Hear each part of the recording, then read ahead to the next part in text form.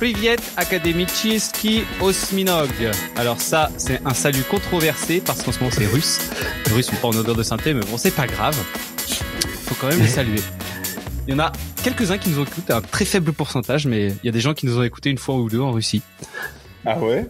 Trop drôle. Ils ont dû rien comprendre. Mais franchement, on a écouté dans, je sais pas, genre 85 pays, un truc comme ça. Mais ça doit être des mecs en voyage, tu sais, pendant un audit ou un truc comme ça, ils viennent nous écouter. Enfin bref. Du coup, comment ça va les enfants? Les amis? Ouais, les enfants. Ça va. Réflexe. Ça va. Bon, avant de commencer, Arnaud, j'ai vu que tu as fait un petit post sur la data integrity et il y a une news qui est sortie. C'est l'amie Alexandra Fouché qui nous a mis ça sur son profil. Ah, j'ai vu. Je trouve ça dingue. Ouais. Et donc, en fait, j'ai été lire un petit peu tous les articles. Et il faut savoir qu'il y a un paquet, genre 72 génériques qui sont retirés du marché français. Qui sortir du marché tout court, parce que en fait les tests de bioéquivalence qui avaient été sous-traités à un laboratoire d'analyse indien, du coup ils ont été frappés de data integrity failure et du coup toutes les études sont invalidées. Et donc, toutes les AMM de tous ces génériques ont été retirés. Et dans le tas, il y avait quand même des trucs de biogarant, des neurophènes de biogarant. Enfin, il y avait des trucs quand même, d'Anafi. Enfin, il y avait plein de trucs, quoi. Et pas que des, enfin, tu vois, et plein de labos différents. Alors, je trouve, personnellement, que ça fait quand même passer tout le monde pour des glands. mais c'est marrant parce que, moi, quand j'ai lu le court résumé de pourquoi est-ce qu'il y avait ces rappels et tout, c'était marqué bioéquivalence non démontrée. Ouais. Mais du coup, ça laisse interrogatif parce que finalement, toi, t'es allé voir plus loin parce que toi, t'as fait ton travail d'investigation un peu plus que moi. Mais du coup, finalement, si c'est ce que tu décris, c'est pas bioéquivalence non démontrée, c'est c'est que ils sont pas sûrs, quoi. En fait, c'est les autorités espagnoles qui ont fait un audit de ce bazar. Ils sont revenus en disant ça devait être en décembre 2023. Ils ont fait oh là là, c'est pas terrible. Du coup, ils ont envoyé une demande à l'EMA. L'EMA a fait oui, effectivement, c'est pas terrible. Et puis du coup retirage. Mais ce qui est intéressant, c'est que en vrai les trucs après, je pense que, pour moi, ça me paraît être juste une formalité administrative. Difficile à dire. En fait, c'est un manquement de preuves, quoi. Mais les produits, eux, ils restent conformes parce que du coup, c'est intéressant. Ils ont mis, donc normalement, ça doit être retiré du marché, mais ils ont mis une condition à 2 ans. C'est-à-dire que du coup, ils ont 2 ans, en gros, pour éviter les ruptures, quoi. Donc ça peut être suspendu. Le retirage du marché peut être suspendu pendant 2 ans. Pour être sûr qu'il n'y ait pas de problème dans le marché, quoi. Et pour remettre les produits sur le marché, le laboratoire doit fournir des tests de bioéquivalence conformes. Plus tard, quoi. D'accord. Mais tu vois, en gros, les produits ils sont globalement conformes, mais c'est juste un truc. Enfin, toi, en situation de méga crise, on n'aurait même pas regardé ça, quoi. Enfin bon. Oui, parce que c'était intéressant. Il n'y avait pas eu de cas de pharmacovigilance, de problèmes de ce type-là qui avaient été remontés aussi. C'est juste le truc est caduque du coup mais ouais, ça m'a l'air, vu de ma fenêtre, ça a l'air d'être que administratif, quoi. Enfin bon, alors est-ce qu'on a eu des retours sur le son de Romain? Il a rien dit pour l'instant, donc non, on a eu juste un bonjour. C'est une demi-heure que je parle, mais bon, c'est pas grave. Ah oui, tiens, je salue Thomas qui nous écoute en faisant de la mécanique. Donc Thomas, bonjour. C'est un fidèle suivant. Allez, un fidèle serviteur, t'allais dire. Non, suivant. Alors, la semaine dernière, donc comme tu voulais que je dise précédemment dans la pause CAF, on a décrit les signaux faibles. Ce que c'était, pourquoi c'était intéressant de s'y intéresser. Un truc une formulation qui était vraiment pas mal, c'était qu'effectivement les signaux faibles, c'était les causes racines des déviations du futur. Ça, c'était assez intéressant de le souligner. Et donc, en les trouvant et en les traitant, eh bien, on se prémunit des déviations du futur, quoi. C'est un peu Minority Report de la qualité, quoi. Oh wow. Oui, trop fier. Il est trop fier.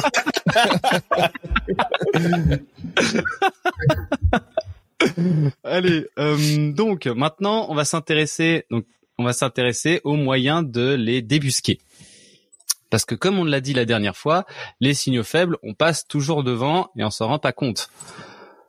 Et il y a que quelques moyens, il y a des moyens qu'on peut mettre en place pour en débusquer plus. Mais après, c'est pas tous les débusquer parce que, en général, en plus, les signaux faibles, c'est plutôt, t'as vu, sur la ligne 4, il y a un bout de carton qui soutient le tapis. Ah ouais, trop marrant, faudrait qu'on fasse une intervention maintenance. Et là, la discussion s'arrête là et on n'y revient plus jamais 6 mois plus tard. Ah, t'as vu, il y a un bout de carton qui soutient le rail de la ligne 13. Ah oui, il faudrait qu'on le mette au planning maintenance. Et donc, et encore 6 mois plus tard, déviation parce qu'on a retrouvé des produits sous le tapis de la ligne 13. À cause du bout de carton. À cause du bout de carton. Ou du carton dans le produit. Enfin bref. Voilà, on a tous vécu ça à un moment ou à un autre. Et donc alors, comment on fait, Arnaud, Romain, pour débusquer des signaux faibles? On les cherche. Sensibilise tout le monde à les reconnaître déjà. Voilà, il faut déjà former tout le monde à savoir qu'est-ce que c'est un signal faible. Un signal faible. Je me suis auto-corrigé. Qu'est-ce que c'est un signal faible? Comment on le reconnaît? Et donc ça, c'est vraiment pas simple finalement, hein, parce que c'est souvent la réaction première des gens à qui on en parle, c'est non mais en qualité il y en a pas. Après du coup, imaginez un vide de ligne où on trouve en vérification de vide de ligne un produit. Ah oui, mais du coup il y en a que pour le vide de ligne. Ah oui, mais imagine. Et puis comme ça finalement, il y a plein d'exemples qui sortent comme ça. Donc pour vous dire, c'est encore, si tu fais toujours le lien en disant toutes les causes des déviations, en fait, c'est des signaux faibles qu'on n'a pas détectés. Bon, c'est bon, il y en a des signaux faibles. Sinon, il y aura pas de déviation. Exactement. Il y en a proportionnellement aux déviations que vous avez sur votre site. Exactement.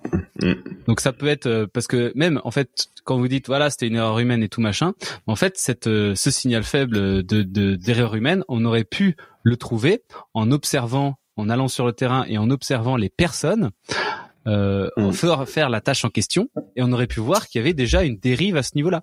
Si c'est arrivé une fois et que ça fait une déviation, ça veut dire que ça s'est passé ça s'est déjà produit sur votre site, et ça veut dire qu'on aurait pu corriger cette pratique avant que ça merde. Donc, un des moyens de détecter les signaux faibles, alors on l'a dit, déjà, c'est de former tout le monde à ce que c'est qu'un signal faible, blablabla. Après, il faut mettre en place toute la collecte, on va en parler, mais un des autres moyens, c'est les observations de tâches. Voilà. Alors, les observations de tâches, c'est le point d'orgue. C'est la pierre centrale de toute cette démarche. Enfin, je trouve, Et les observations de tâches, quand on démarre en fait quand on initie tout le monde aux observations de tâches, ça change je trouve que ça change réellement la pratique managériale du site en profondeur, et pour longtemps si on arrive à justement ancrer cette pratique dans le quotidien des managers de proximité, aussi bien qualité que production. Je pense que c'est l'outil numéro 1 qu'on devrait voir sur tous les sites. Vraiment, cet outil, il est incroyable. Et c'est vrai que quand on avait commencé cette démarche sur les réductions des erreurs humaines, on en avait parlé à l'époque. Paul Adrien, il y avait un manager qui avait fait ça de manière proactive sur le site où t'étais. Et en fait, c'est pas si facile que ça à mettre en place les observations de tâches, parce que les gens, ils ont beaucoup de mal à avoir l'intérêt au début. Mais quand tu pousses un peu, que tu les coaches, tu les forces au début à le faire, tu vois tellement un changement, tellement une amélioration. Les gens, on a l'impression d'ailleurs qu'ils redécouvrent un peu ce qui se passe réellement. C'est tellement puissant. Enfin, franchement, c'est un outil. Il est pas si compliqué, mais il est puissant, quoi. J'aimerais remercier mon mentor signal faible, mon mentor en fait erreur humaine, signal faible, observation de tâches, Laurent Kaufmann, qui était à l'époque directeur HSE Group, avec qui je partageais le bureau et qui m'a tout appris. Laurent, tu nous écoutes probablement pas. Mais si quelqu'un nous écoute qui connaît Laurent, et pourra lui dire que je parle de lui dans cet épisode avec grande admiration, gratitude, gratitude, tout ça. Voilà, merci l'équipe pour ces précisions vocabulaire.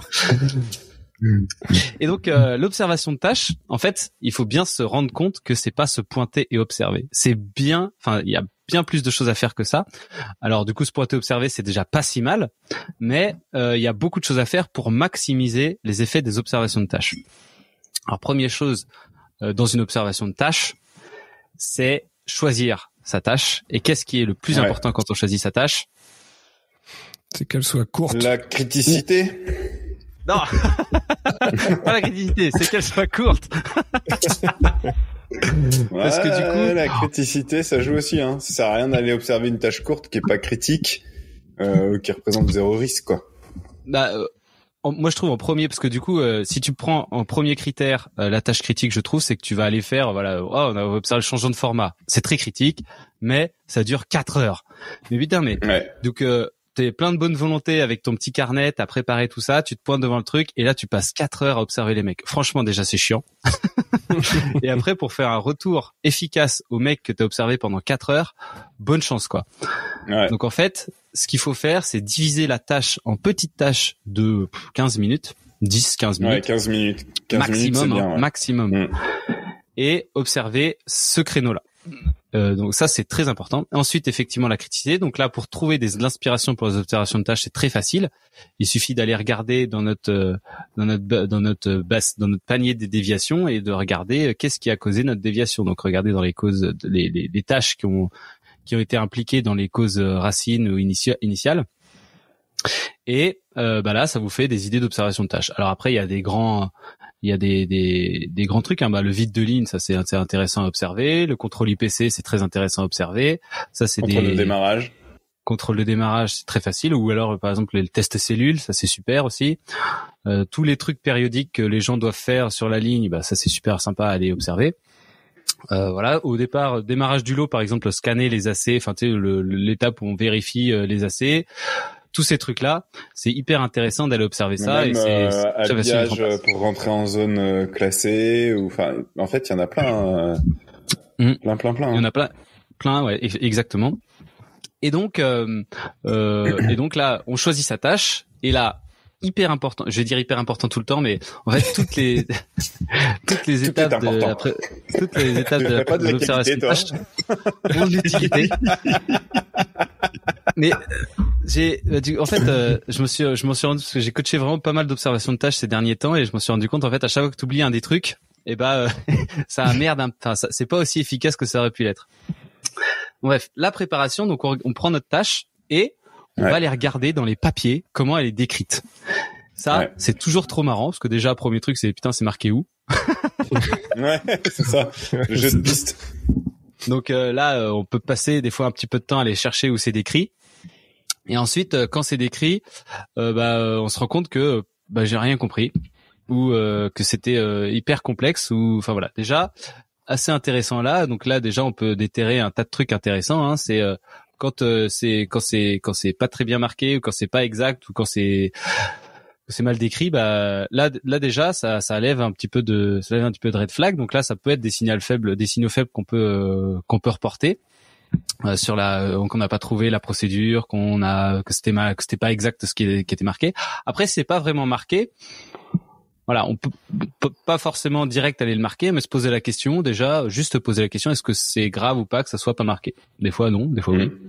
Voilà, donc pas forcément directement aller trucs. Par contre, si c'est des trucs faux qui sont marqués ou des trucs pas clairs, là, ça vaut le coup d'aller clarifier ça. Ouais. Typiquement si c'est une tâche critique, ça dépend aussi de la fréquence à laquelle tu fais cette activité, etc., Hein. Typiquement là, dans un coaching d'observation de tâches, là, ce qu'on a fait, c'était ce qu'on voulait aller observer, c'était le retraitement des éjections au conditionnement. Là, on va regarder dans les procédures. Et là, du coup, c'était un fouillis entre la couleur des bacs, ce qui était marqué dans les bacs, où est-ce qu'on devait les réintégrer. Du coup, tu prenais un truc, tu mettais dans des bacs conformes, alors que finalement, fallait quand même les vérifier. Et puis, en fait, tu te dis que ça réintégrait à la fin, alors qu'en fait, fallait pas réintégrer à la fin, fallait réintégrer au fil de l'eau. Enfin, bref. En gros, ce qu'on pensait que les gens faisaient et ce qui était marqué, c'était pas du tout pareil. Et en plus, donc si déjà la pratique attendue n'est pas claire, faut pas s'attendre à ce qu'elle soit suivie. Voilà. Et donc là, ce qui est intéressant, hein, c'est que tout ça là déjà on était en plein dedans, quoi. C'était plein de signaux faibles qui disent déjà la procédure elle est pas claire, les gens ils font probablement comme ils peuvent avec ce qu'on leur a dit et comment ils ont été formés. Là déjà, on peut dire c'est sûr qu'à un moment donné vous allez avoir des erreurs de réintroduction. Et bingo, hein, c'est pour ça qu'on s'intéresser à ces tâches parce qu'il y avait des déviations sur des trucs mal étiquetés ou des choses comme ça, quoi. Des manquements étiquettes ou des trucs comme ça. Donc on continue, bref, on arrive bon gré mal gré à trouver nos points critiques. Donc c'est comme ça qu'on prépare, hein. Donc on délimite la tâche, quand est-ce que ça commence, quand est-ce que ça se termine, ça, et important. Après tu vois. T'as bien appris ta leçon. Hyper important. Et après, on délimite entre 5 et 10 points hyper importants qu'on veut observer, enfin qu'on veut voir les personnes faire. Voilà. Alors ça va pas forcément être 10 points. Il faut surtout pas copier-coller toute la procédure dans le machin. Parce que du coup il y a des trucs qu'on sait qui sont forcément bien faits de facto, tu vois, genre je sais pas moi, si c'est il faut ouvrir le carter et arrêter la machine, ouvrir le carter, on n'a pas forcément besoin de mettre ça en point critique, hein, parce que du coup quand tu vas devoir ouvrir le carter, la machine va s'arrêter, enfin bref, et pour aller dedans il faut ouvrir le carter, donc ça on s'en fout. Par contre le fait qu'il faut retirer les produits avant de faire telle action, là ça peut être intéressant. Bref, tout ce qui est dans la procédure n'est pas forcément des points que vous voulez observer. Et après, il faut vous poser la question des points que vous, en tant que manager de proximité, vous savez qui posent problème. Des trucs qui sont pas forcément marqués, mais que il faut savoir, enfin, que vous voulez voir. Par exemple, typiquement, un truc qui est jamais marqué, c'est que le gars, il a pas été dérangé pendant ses IPC. Pendant son IPC, il y a personne qui est venu le faire chier. Ça va pas être marqué dans la procédure, mais c'est important. C'est un peu les bonnes pratiques générales. C'est ça où il faut pas s'arrêter juste à ce que dit le document. Il faut prendre un peu de recul aussi sur la tâche et les vrais attendus aussi bien parce que en gros le document il te donne les règles, comment tu dois faire, mais il te décrit pas comment c'est organisé sur le terrain. Est-ce que tu dis ne pas être dérangé pendant l'IPC, c'est rarement écrit dans les documents, quoi. Mais c'est un élément super important. Que par exemple, je sais pas, que la table, enfin que l'environnement après de l'IPC, il soit, il soit exempt de tout document, de tout truc. Je sais pas, moi après vous faites ce que vous voulez. Mais toi, c'est un peu intéressant tout ça. Qu'il y a un endroit dédié peut-être, qui va bien à l'endroit dédié s'il y en a un. Enfin bref. Voilà. Donc vous avez sélectionné vos points critiques, vous avez délimité votre tâche, vous allez être prêt avec votre petit papier. Donc ça, c'est pas forcément un papier formalisé, hein. Ça peut être sur votre carnet, hein. On s'en fout. Faut que justement que ça puisse être fait un peu entre le fromage et le dessert, mais voilà. Il n'y a pas besoin d'un formalisme incroyable, mais par contre, c'est très important de faire au moins ça avant d'y aller pour pas déjà avoir l'air con, vous allez voir plus tard. Ensuite, on nous pose une question sur le chat. Est-ce que ça s'assimilerait à un Gemba sur le terrain? Comment tu ferais la différence entre une observation de tâche et un Gemba? Alors, un Gemba, c'est là où alors un Gemba. Après, j'avoue ma faiblesse dans les termes japonais, Lin. Pour moi, le Gemba, c'était juste se pointer sur le terrain et faire un petit tour et regarder ce qui va pas. C'est ça? Ouais, Alors, je sais pas exactement parce que en fait, je pense que ça dépend des sites. En fait, parce que le Gemba c'est le terrain et walk c'est marcher. C'est ça. Mais j'aurais tendance à dire que le Gemba walk, en fait, pour moi, il y a une grosse différence, c'est que presque, en fait, une observation de tâche, c'est statique, alors qu'un Gemba, c'est dynamique. C'est-à-dire que quand tu fais une observation de tâche, t'es posé là, tu regardes ce qui se passe. Donc alors qu'un Gemba, tu vas marcher un peu dans l'atelier à droite à gauche, regarder plus de trucs. Là, t'es posé, t'es concentré que sur une seule tâche, et donc c'est pour ça que je dis c'est statique. Quand tu observes, bien évidemment, tu marches parce que tu suis le gars qui fait son truc, mais globalement, si tu observes un IPC, tu vas pas faire le tour de toutes les lignes, tu t'arrêtes pendant un quart d'heure et tu regardes les IPC. C'est comme le théâtre, unicité de lieu, unicité de personne et unicité d'action. Du coup, et aussi il y a une autre différence énorme par rapport au Gemba Walk, c'est justement cette préparation. Et on va voir l'utilité de la préparation dans le feedback qu'on fait à la personne qu'on a observée. Et ça, c'est hyper différent du Gemba Walk. Alors de l'idée que je m'en fais. Hein. Alors pareil aussi dans le Gemba Walk, en fait, on va avoir aussi tendance à plutôt relever les trucs qui vont pas. Alors que dans l'observation de tâches, on va aussi relever tout ce qui va bien grâce à notre checklist. Vous allez voir dans une minute. Donc là, il y a toute une approche à faire parce que là, on va observer une personne. Hein. Donc c'est pas justement voilà comme déjà par rapport au Gemba Walk, on va observer un peu tout ce qu'il y a. On va observer une personne. Donc là, la personne, il faut la mettre en confiance et ça c'est ultra important parce que déjà, si on commence pas par faire un espèce de petit discours au départ, un petit discours d'introduction pour détendre un petit peu le bazar, et ben du coup il y a des chances. Je vous ai entendu. Il y a des chances que ça passe moins bien, que les gens soient fermés, qu'ils fassent pas comme d'habitude. Bref, plein de trucs à faire. Premier truc à préciser, c'est pas un audit. Donc c'est pas un audit, c'est-à-dire que tout ce qu'on verra ne donnera pas lieu à des déviations, ne donnera pas lieu à un report RH, ne donnera pas lieu à quoi que ce soit. Hein. Un décapa, blablabla. Voilà, il y aura pas de conséquences ni administratives ni managériales sur la personne. On est là, et ça c'est très important de le préciser, on est là pour regarder comment ça se passe, se remettre en question notre système, et alors si on fait d'une manière différente à ce qui est décrit, ben on va quand même se poser la question, pourquoi est-ce que la personne fait différemment, parce qu'il y a forcément une raison, et donc ce pourquoi, c'est le but, c'est de aider soit à trouver des choses pour faire correctement, ou changer la façon de faire pour que du coup on fasse le truc le plus simple à faire. C'est ça. En fait, l'idée c'est pas forcément de tout de suite juger la personne comme t'as pas bien fait. C'est essayer de comprendre pourquoi ça a été fait différemment. Et des fois, la réponse, c'est pas que ce que fait la personne n'est pas bon, parce qu'il faut aussi avoir le recul pour est-ce que ce que la personne a fait représente un vrai risque ou pas.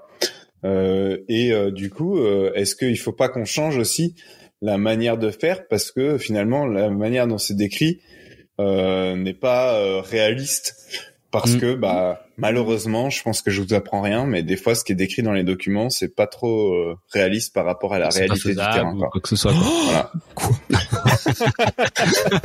Oh mon Dieu, qu'est-ce que je veux dire? Tous les qualiticiens du premier rang sont tombés de leur chaise. Non, voilà, donc ça c'est très important de le préciser. Ensuite, on peut préciser aussi que on a préparé des points critiques des points à voir qu'on a vu dans la procédure, qu'on va peut-être écrire sur notre petit papier, mais que c'est pas forcément parce qu'il a mal fait s'il nous voit écrire. Oui. Et c'est parce que c'est assez déstabilisant quand il commence à faire un truc, tu fais et là on commence à écrire. Non, on prend des notes sur ce qui s'est passé pour pouvoir faire un feedback. Donc d'ailleurs, à la fin de l'observation de tâche, on prendra 5 minutes ensemble pour faire un débrief sur ce qui s'est passé.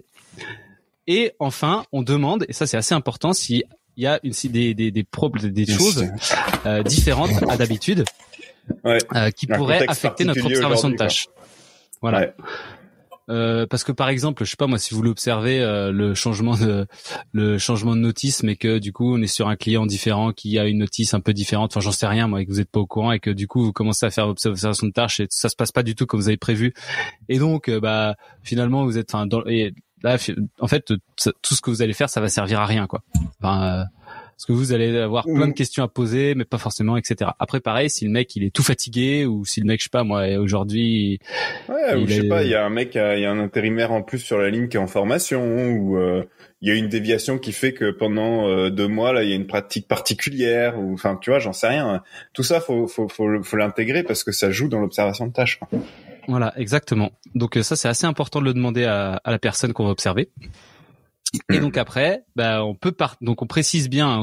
Je vais t'observer de là à de là. Donc tu me diras c'est parti, et tu me diras c'est fini quand tu auras terminé. Et donc c'est parti. Et donc là, le gars, il va commencer à faire son observation. Donc ça prend en vrai. Après, ça, je vais pas vous mentir, ça prend bien 2 minutes à introduire le truc. Hein, donc c'est pas anodin comme. Après, au bout d'un moment, quand tu en fais régulièrement, les gens ils ont l'habitude, c'est plus rapide. Ouais, mais quand même, il faut toujours passer par ces étapes-là, parce que c'est toujours très intéressant, et en fait ça va permettre au gars, parce que là par exemple l'autre jour, on commence une observation de tâche, le gars précise pas pourquoi il fait son observation de tâche. On va faire une observation de tâche sur ce truc-là. Allez, je vais vous observer. Et là la personne elle commence à faire, et là elle se retourne au moment, fait mais pourquoi on fait ça? Et en fait déjà là, hop, c'est un peu, enfin, c'est un peu baisé. Enfin, on a, voilà, elle est perturbée dans son truc et puis elle sait pas très bien pourquoi. Elle est peut-être un peu plus stressée. Elle va peut-être faire des erreurs. Enfin bref, elle va faire différemment. Enfin bref, il y a plein de trucs qui se sont passés dans sa tête qui ont fait que ça a affecté toute notre histoire, quoi. Bref. Mais c'est important ce que tu viens de dire. Parce que du coup, en fait, pour que le risque, c'est quand on fait une observation de tâche, c'est que les gens ils fassent pas comme d'habitude. Et il faut vraiment, c'est pour ça que c'est important de leur préciser, comme tu le disais, je redonne du sens, qu'il y aura pas d'impact administratif, RH, etc. C'est important aussi de leur faire comprendre que c'est important qu'ils nous montrent comment ils font réellement, qu'on n'est pas là pour juger. Et du coup, ce qui est aussi important, je dis beaucoup important moi aussi, mais c'est en fait, plus le site fait des observations de tâches presque quotidiennement, plus ça devient normal et du coup, plus les gens ils sont à l'aise avec ça et donc plus ils vont faire comme ils font d'habitude. Et c'est ça qu'on veut. C'est ça qu'on veut voir. Donc il faut en faire beaucoup. Et quand tu commences à mettre en place ce truc d'observation de tâches, au début c'est un peu moyen. Et puis plus t'en fais, plus ça devient naturel et plus les gens quand ils te voient arriver pour faire une observation de tâches, ils connaissent et du coup ils sont un peu plus détendus entre guillemets et ils sont pas dans la pression ou le stress et donc ils font comme ils font d'habitude. Et puis pendant le débrief d'ailleurs ils vont réfléchir à des trucs à te dire pour améliorer le bazar, quoi. Exactement. Ils vont être vachement dans la coopération et c'est ça en fait, c'est changer le paradigme de la punition vers l'amélioration. Toi t'es plus dans le sanctionnement des personnes, mais les personnes vont dire ça j'y arrive, enfin ça je comprends, enfin ça je fais pas comme pas bien et du coup à cause de ça et finalement en fait on va vous aider à améliorer le truc, quoi. Et quand on change cette mentalité sur le site, ça change dramatiquement le comportement de tout le monde sur les lignes, quoi. Drastiquement plutôt. Drastiquement, ouais. Dramatiquement, c'est tout l'inverse. Dramatiquement, c'est comme terrible. Tu peux l'utiliser dans plusieurs contextes. C'est dramatiquement. Bon. Bon, on n'est pas sur. D'ailleurs, il est Bernard Pivot là. Alors on pense à lui. On sent qu'il est parti. On se lâche depuis qu'il est parti. Bref, on n'a plus beaucoup de temps pour terminer. Je pense qu'on fera peut-être le feedback le prochain coup, pour tenir en haleine. Donc pendant l'observation de tâche, ce qu'il faut faire, c'est s'effacer. Donc c'est-à-dire on regarde, très important, sans maudire, sauf si on ne comprend pas ce qui se passe, parce que c'est quand même assez intéressant. Un truc intéressant à faire aussi, enfin un truc que finalement j'aime bien faire, c'est pour si on n'est pas familier avec la tâche, la première observation de tâche, on peut peut-être se faire un peu plaisir. C'est vrai, si c'est la première fois qu'on va sur le terrain et que le gars il fait un IPC devant nous, franchement, le gars il va faire plein de trucs, il va aller pas plein d'endroits, il va aller regarder des machins et tout. Et finalement, on va pas très bien savoir ce qui se passe, quoi. Donc la toute première fois qu'on observe la tâche, on peut peut-être se demander au gars qui nous explique en même temps qu'il fait, quoi. Ça va pas être la meilleure, mais au moins pour toutes les prochaines observations de tâches, vous serez amène de voir tous les détails et toutes les choses du futur, quoi. Et là, tu viens de dire un truc super important. Hyper important. Tu viens de dire un truc super important. Mais c'est qu'en fait, tu vas pas faire une observation de tâche d'une tâche une fois et basta, quoi. C'est que ce qui est très intéressant, c'est d'aller observer la même tâche à différents moments, fait par différentes personnes. C'est là où tu vas apprendre beaucoup. Parce que si t'observes une seule tâche une fois avec une personne, tu vas peut-être voir des trucs, mais c'est pas là où tu vas le plus apprendre. Ouais, et puis de toute façon, il faudra confirmer les pratiques dérivantes avec d'autres observations de tâches pour après pouvoir adapter la réaction, quoi. Les pratiques dérivantes. Donc, on s'efface, sauf si on comprend pas, ou que le gars se met physiquement en danger, c'est-à-dire il met pas ses équipements de protection avant de toucher des trucs chauds ou des machins comme ça. Je l'ai vu. Qui fait un truc qui pourrait avoir un impact qualité grave directement, quoi. Enfin, voilà. Il y a un moment donné aussi où faut être capable de réagir, mais globalement, la règle d'or, c'est on s'efface, quoi. Faut se faire comme si on n'était pas là. Et on suit notre checklist, notre petite checklist qu'on a préparée. Donc on met OK, non OK, on prend des notes sur chacune des actions. Et à la fin, quand c'est terminé, le gars dit c'est bon, j'ai fini. Et ben là, on va faire OK, super, merci beaucoup. Faut toujours être super positif. Merci beaucoup. On va aller débriefer pendant 5 minutes. Donc le débrief, c'est capital. Le champ lexical de l'importance, c'est capital de le faire comme je vais le dire pour des raisons. La semaine prochaine. Non, on va quand même le faire là parce que ce serait dommage que les gens doivent écouter 2 épisodes pour avoir le truc. Bien que pour des raisons d'audit de je sais pas comment on dit là. C'est qu'il faut dérouler la checklist élément critique par élément critique du début à la fin. C'est-à-dire que si vous aviez 10 éléments à voir, vous prenez le premier et fait j'ai vu que tu as arrêté ta ligne et tu as enlevé tes produits avant de commencer. Ça c'est super. J'ai vu ensuite que tu as pris tes gants, que tu as mis tes gants et que tu as été voir et que tu as pris ton miroir pour aller super. Ensuite et en fait, chaque élément critique qui a fait bien, on le dit et on les cite les uns derrière les autres. Pourquoi c'est important? Parce que ça va confirmer la personne dans sa pratique bien, donc c'est-à-dire que tout ce qu'elle fait bien, ça va la confirmer que c'est très bien. Et la prochaine fois qu'elle sera tentée de pas forcément faire comme ça, elle se rappellera que en fait si, c'est important de faire comme ça. Et d'ailleurs, on peut se permettre de redonner du sens sur chaque action. Hein. Par exemple, si un truc qu'on sait pas, c'est pas forcément évident. Ça, c'est un gars que je coachais qui faisait ça. Je trouve ça ouf. Et tu sais pourquoi on met les lunettes quand on utilise la brosse métallique? Et elle était là, parce que c'est obligé, c'est dans la sécurité et tout machin. Il fait, oui, mais non, mais ta brosse métallique, tu peux projeter des petits picots dans tes yeux et puis après, tu vas pas au boulot pendant une semaine et c'est la merde quoi. Donc voilà, redonner du sens sur les trucs qui sont intéressants. Et ensuite, quand on a une pratique qui dérive, c'est OK, j'ai constaté que t'as pas fait ce truc-là. Est-ce que tu peux me dire pourquoi? Et alors là, du coup, alors ce qui est très important aussi, ce qui est très cool avec tout ce qu'on vient de faire, en fait, c'est que par rapport au Gumba Walk ou j'en sais rien, où tu te pointes un peu sur une, tu fais j'ai entendu parler que vous faisiez pas comme ça, c'est vrai. Là du coup direct les gens ils sont dans la défense, ils vont dire non si nous on fait comme ça et tout, c'est peut-être les autres équipes, nous on est bon, nickel, pas de problème. Alors que là vous venez de le voir, ça s'est passé devant vos yeux. En fait là le gars c'est pas qu'il a acculé, mais en gros on peut pas le nier, c'est comme ça qu'il se passe, c'est comme ça que ça se passe. Et donc là vu qu'on a désamorcé le fait qu'il va pas être puni, il va réfléchir, donc en posant la question pourquoi tu l'as pas fait pourquoi tu l'as pas fait? Là, il va pas être dans la défense, c'est-à-dire qu'il a vraiment pas fait. Donc, et là, il va chercher vraiment les raisons de pourquoi il fait comme ça. Ensuite, on obtient les raisons pour lesquelles il a fait comme ça et tout machin. Et après, c'est OK. Comment est-ce qu'on peut, soit on a un risque évident qu'on peut citer directement pour donner du sens. Comment est-ce qu'on pourrait faire pour t'aider à faire correctement la prochaine fois? Et ça, c'est les questionnements. Donc là, il va répondre des trucs. Après, c'est est-ce que tu as bien compris comment fallait faire? Et est-ce que tu peux me refaire? Et si c'est un truc qui est un peu technique, quoi, est-ce que tu peux le refaire devant moi maintenant? Donc là, ces 4 trucs-là vont permettre en fait d'ancrer un peu plus la pratique, la bonne pratique avec la personne. Et donc ça vaut le coup si c'est un truc qui est assez important hein, de replanifier une observation de tâche avec cette personne un mois ou 2 mois plus tard pour bien vérifier quoi. Ça va faire effet boule de neige avec les autres personnes parce que du coup lui il va aller voir c'est parce que finalement tu te pointes sur ligne avec un truc, t'observes machin et tout, lui il va faire un petit retour à ses collègues forcément hein. Il va dire que c'était marrant, enfin bref. Et c'était intéressant que voilà et du coup derrière là vous avez après cette observation de tâche vous avez un tas de signaux faibles, vous avez parfois 0, parfois 1, parfois plein de signaux faibles à les remonter.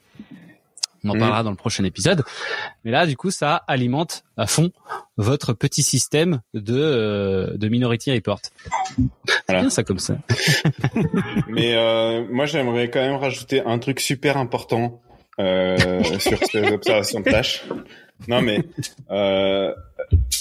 il faut pas que derrière suite à une observation de tâche où on a identifié des écarts de pratique etc. et on en parle avec le manager du gars qui reviennent derrière en lui retombant dessus en disant parce que là on perd tout le bénéfice de l'observation de tâche. Il faut vraiment pas parce que c'est vrai que du coup sinon la prochaine fois le mec il va nous voir arriver et il va faire pas comme d'habitude.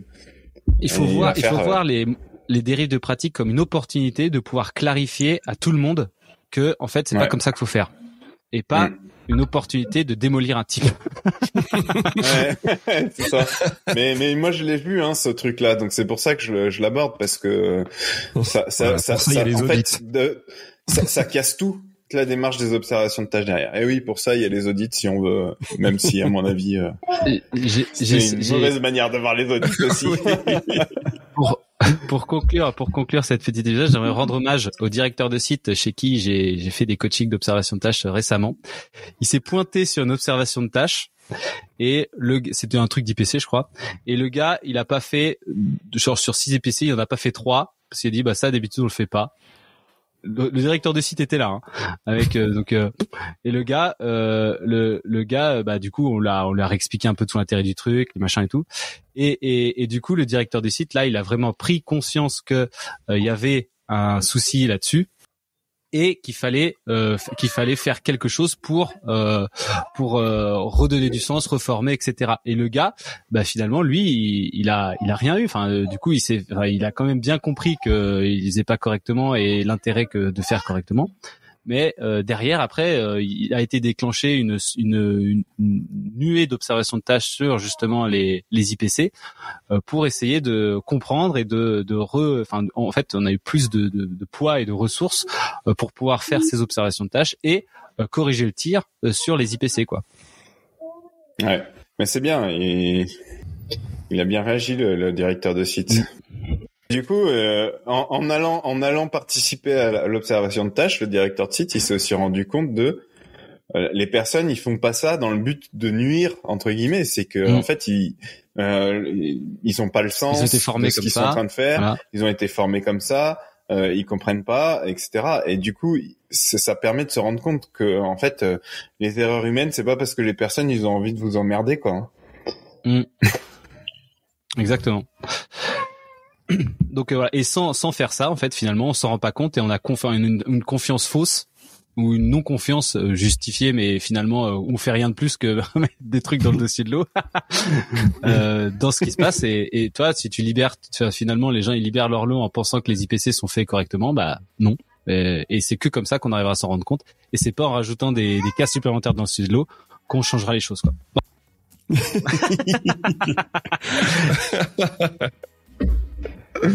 Allez, on a déjà pas mal dépassé. Vous êtes déjà tous partis manger. En tout cas, merci beaucoup. Merci de nous avoir suivis. Le prochain coup, on parlera de remonter les signaux faibles, de comment on les traite, tout ça. Donc ça va être cool. Merci de nous suivre et abonnez-vous à notre newsletter aussi. Vous êtes déjà un peu moins d'une centaine, mais plus de 50, moins de 100. 52. Donc entre 50 et 100. Cool. On règle encore les derniers détails pour les mails de départ, mais bon, ça, c'est top. Allez, bonne journée, bon week-end et à la semaine prochaine. Ciao les poulpos. Salut tout le monde.